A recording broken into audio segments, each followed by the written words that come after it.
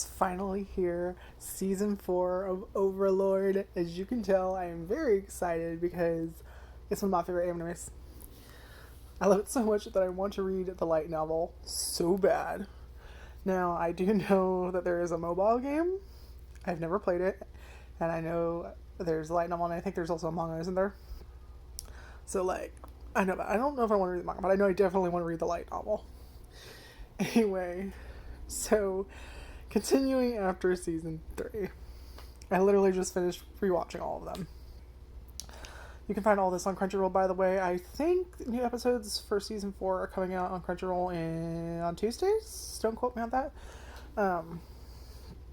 Anyway, the first episode is kind of like more of a slower one. Like, it kind of what was it, season 3, I think, right, where they have all the guardians kind of like doing miscellaneous stuff on their day off or whatever. Like, it kind of feels a little bit like that to some degree, not completely, but it does feel like that. And there's this moment when he's stamping stuff, like putting his seal or stamp or whatever on some kind of documents, and I'm just cringing inside because I'm just like, this is gonna bite him in the ass. I know it is. Ugh. And I don't understand, why didn't he get someone else to do it? Because he'll, manipulate wordings so someone else would do it, like he does with Demiurge, into explaining, what he thinks Iron's actually doing, because Iron doesn't know what the fuck he thinks he's doing. Or, I think a better example is when Momon and Nabe first joined the Adventures Guild in season 1. They can't read the writing, so he kind of has to just grab a paper and talk his way into getting the strongest job for the copper plates, because they're ranked. Adamantite is the highest ranked, I believe, and then there's Mithril, Halcom, and whatever below that, and then copper plate's the lowest. But they can't read the writing, so he kind of has to meander his way into appearing he knows what the fuck he's doing. So it kind of reminds me of that. But, so at the end of season 3, we have Nazarick coming out into the open now and working with the Empire to create this kingdom. They take over Irindel, which is the city that Momon, he is the anti-adventurer, aka he's Ainz, just kind of taking an adventurer's persona, which his main reason of doing it was mostly to get information.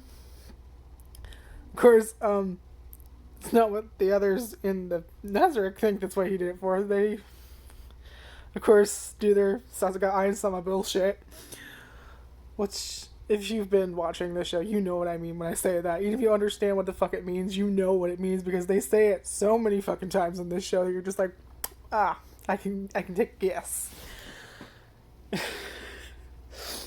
Yeah, they've taken over the kingdom, a city in the kingdom, which even though it was the capital, I believe, right?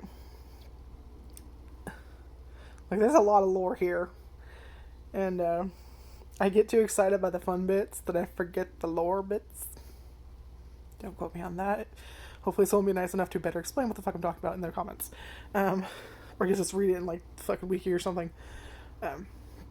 So I watched the first 2 episodes, which are on Crunchyroll now. I'm just finished it, the second one.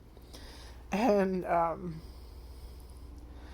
there's this moment, I already kind of accidentally spoiled it for myself, where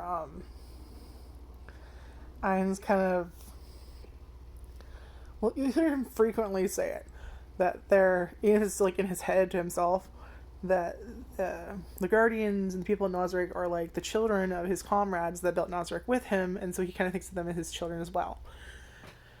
Obviously some more than others, including Pandora's actor, where they were all kind of created by the others, the 41 Supreme Beings, which is basically Ainz and his friends.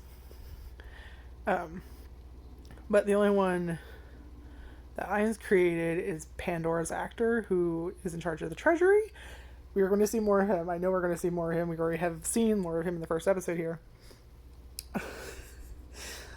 Anyway, there's a moment between him and Ainz, and he kind of explains that he wants his children to think for themselves and to grow, and you don't have to obey my settings that I instilled in you. Like, I kind of want to see you overtake me, kind of a way, like, become your own person, essentially.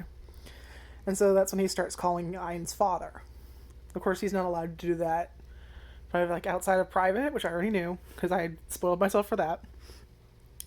Obviously, because he doesn't want the others jealous, which makes sense, because they would throw a fit.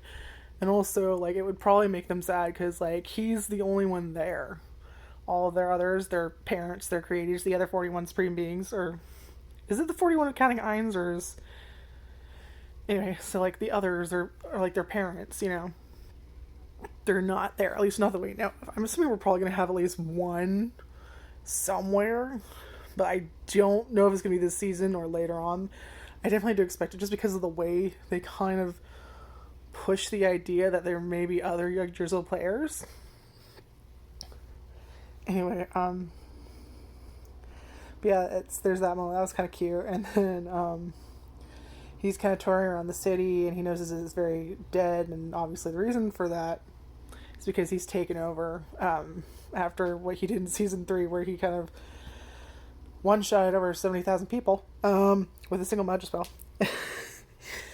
The baby goats. I don't know if I would call those goats. I mean, they have hooves and they're making a boss sound, I guess, but I don't think tentacle monsters with giant teeth and multiple mouths is really a goat. I don't know. I've looked at them and I still don't understand what the fuck they look like. They look like blobs of black fucking tentacle tar. Some shit. Anyway. You just give them like some fucking sheep fucking goat noises or something. What does a goat sound like? It sounds more like sheep than a goat, so if you think about it. Anyway. It's not like I've ever listened to either of them, but it just sounds more goat-like to me? Or no, sheep-like? Not important. Anyway. I get stuck on the dumbest shit. So there's that, and I, like I said, he's stamping paper, and he's not really, clearly not paying attention, which already irritates me. Because I'm just like, again, this is gonna bite him in the ass, and I know it. He's just like randomly stamping it. So I really wish he would have gotten someone else to do it, because at the very least, if someone else did it, he was still, obviously, I know it would still bite him in the ass. We know things have already happened by giving the others power that have kind of gone out of control. But at the same time, it would be less risk for Nazarick, because they actually would do the best of their abilities to profit Nazarick. Rather than him just hoping and fucking praying at this point. I don't know. But you think you would learn. But nope. Oh, got a text message from my sister. Hold on. What? Oh, okay. Can I text and do this to him? Oh, I can send text messages and record this. I'm like, this is going to stop recording. I'm going to be pissed. And the second episode, we have, well, there's, God, there's a lot of stuff. I don't want to spoil it, and then my sister's also bitching at me to come here for a second. Like, an orphanage, you can see Aramari getting closer, everybody's getting closer to Ain's, like, you can really see Aramari being more babied by Ain's, which is kind of an adorable moment. Also, I mean, it fucking ruins it, really. Making it eerily sexual. Thanks for ruining it, babe. Love you, but seriously, girl. Anyway. I'm starting to wonder, like, is it they're actually just happy for Ain's? And, like, getting closer to him, or, like, Aramari are still starting to develop feelings, because it kind of feels like it might be in that direction. I'm kind of hoping it's not. But I don't know. Anyway, there's a lot going on. I'm very excited. I need to go see my sister. But both episodes are really great. I don't know what else to say right now, and anything I had in my head that I was going to say is now gone because my sister wants me. Where's my thing? Go. Okay, straight off my TV. I like to try like, comment, subscribe, check out my other videos. Tell me what you hope is going to happen in Overlord. What are you expecting? They did this thing with, like, the Adventurers Guild where I'm just trying to, like, absorb them into the country, even though technically they kind of stay away from, like, political stuff in other countries and stay out of wars and that kind of stuff. And, like, I kind of like what happened there, and that was really interesting. And just, I'm just super excited. I know my enthusiasm's kind of slowed down a bit. Yeah, bye.